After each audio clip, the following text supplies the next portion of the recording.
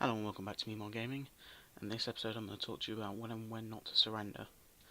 The reason for this is because, well, recently I've been in a couple of games that have been exceptionally close, and sometimes you would have surrendered in those possessions, however not surrendering would pull you back and win it. And vice versa, you don't surrender but you end up losing.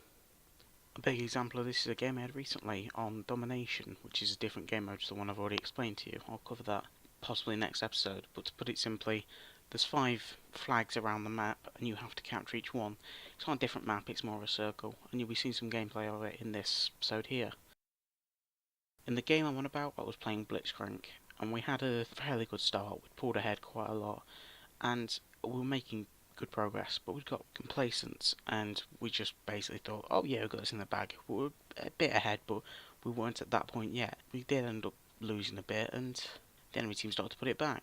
Ended up putting us at a really close to losing. I mean, we had to play perfectly from that point out to pull it back. Now, generally, yeah, that'd be where you say, we've lost, surrender. You know, you'd either just sit there and do nothing and AFK for the last 5 seconds, but we ended up pulling it back and actually turning the game around into a win.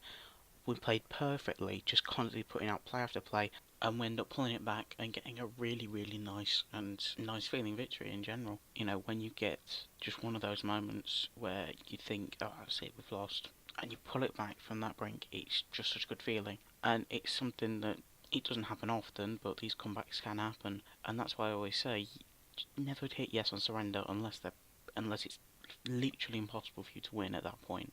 And even then, just make sure you know it's definitely impossible. The amount of Nexus on 1 HP pull comebacks I've had is just makes me never press yes. It's just one of those things. There are crazy comebacks that I've seen, and well, this is just one I'm going to give an example of now. You can see blue team here just slowly pulling ahead. The team we're on, just due to generally champions we picked, just countering the other team.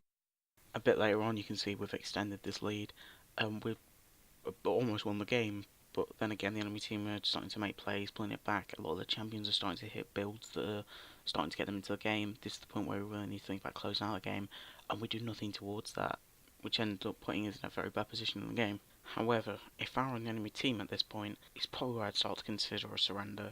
Yes, Warstuff said don't do it. You know, they're in a very bad position. But this is exactly the reason I say, don't just go and surrender, because they end up pulling this back and almost winning the game. And that's exactly the reason I say don't surrender, because of things like that. Yes, this time we end up pulling it back at the very last second and pulling it back from the brink, but you know, we didn't surrender even though we'd basically lost. They didn't surrender even when they'd basically lost, and it led to a really close and really fun ending to a game. And these are the sort of games that are the reason I say don't surrender, because in events like this, it could have gone either way, and it was the lack of people wanting to surrender, lack of the will to surrender, that led to such a good ending. That's all for now, but thank you for watching Me More Gaming. Subscribe if you want, and please leave me a comment. What would you like me to talk about next time? There's loads more in League to cover. Could be Runes and Masteries, it could be this other game mode, there's even a 3v3 game mode. It could just be more in-depth guides into certain lanes. Let me know what you want to see. It could be anything to do with League, and I'll catch you next time.